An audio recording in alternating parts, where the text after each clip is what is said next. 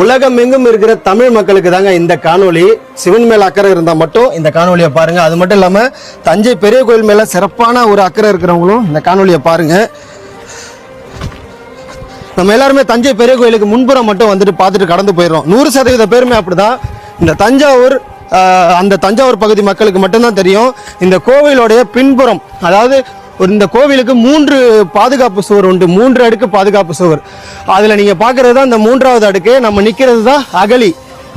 அந்த பாதுகாப்பு சுவருடைய நிலை கிட்டத்தட்ட ஒரு 10 வருஷத்துக்கு முன்னாடி அது சரிஞ்சு விழுந்துருச்சுங்க. ஒரு பாதுகாப்பு காவலர்களுடைய ஒரு கோட்டை போல இருக்கும் பார்த்தீங்களா அது. அதுக்கப்புறம் அப்படியே தொடர்ந்து வந்தீங்க அப்படின்னா இன்னைக்கு இங்கே பாருங்க, அப்படியே செல் அரிச்சு இன்னைக்கு இது எப்போ வேணாலும் விழற ஒரு நிலையில் இருக்குது பாருங்க. அப்படியே நம்ம இதை பார்த்துக்கிட்டே போனோம் அப்படின்னா இங்கே ஏகப்பட்ட வரலாற்று சிற்பங்கள் வந்து பார்த்தீங்கன்னா இருக்கு.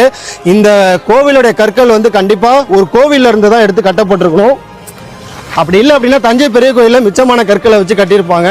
ஏன் சொல்கிறேன்னா இங்கே ஏகப்பட்ட கல்வெட்டுகளும் சிற்பங்களும் இந்த மதில் சுவரில் நிறைஞ்சிருக்குங்க.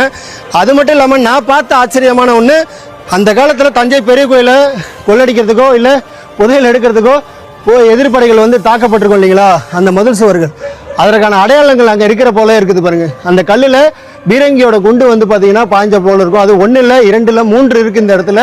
அதுக்கு பக்கத்துலேயே வந்து பார்த்தீங்கன்னா கல்வெட்டு இருக்குது. அப்படின்னா என்ன தெரியுது அப்படின்னா இந்த கோவிலுடைய கற்களை வச்சு தான் இதை வந்து மிச்சம் உள்ள கற்களை வச்சு இதை வந்து கட்டப்பட்டிருக்கு. இன்னைக்கு இதனுடைய நிலைமை முழுக்க அழியும் நிலையில் இருக்கு. முடிஞ்ச அளவுக்கு ஷேர் பண்ணி இந்த கோவிலுடைய வெளிப்புற சூரை காப்பாத்துங்க. அப்படி இல்லைன்னா ஒரு அருவா எடுத்துக்கிட்டு நான் வரேன், எனக்காவது அனுமதி கொடுங்க இதை சுத்தம் பண்றதுக்கு. நன்றி.